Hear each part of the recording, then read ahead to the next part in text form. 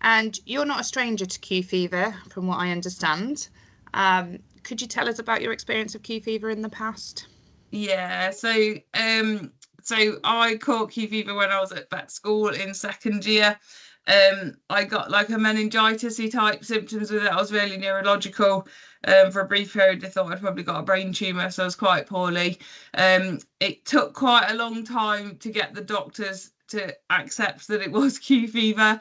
Despite having a rising titer that had gone sky high, they still weren't really sure that it was that. And it wasn't until they did refer me to the infectious disease team at hospital that we actually got on top of it. So I think it's hard convincing GPs in the UK sometimes that they need to test you for that. And I was just very lucky that uni told me to be tested for it once I started with the symptoms. So I don't think if they hadn't have pushed for it, I wouldn't have pushed for it either, and probably wouldn't have got to the bottom of it.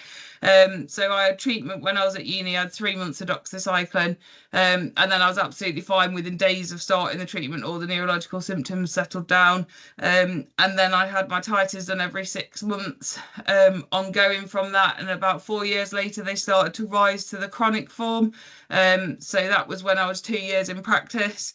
And then I got poorly again. The symptoms came back exactly the same. So I asked to refer back to infectious disease, but because I'd moved from uni to my job, I was in a different part of the country.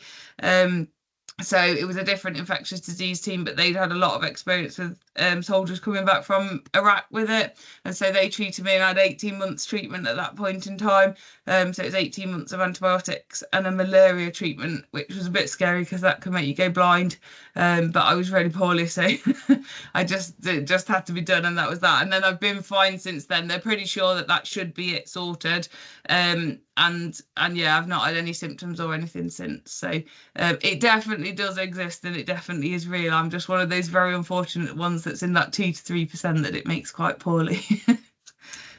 That's really interesting. Thank you very much for sharing that. So thank you so much for your time today. It's been really interesting learning about how you've been working up with Q fever, and we'll see you soon. Thank you.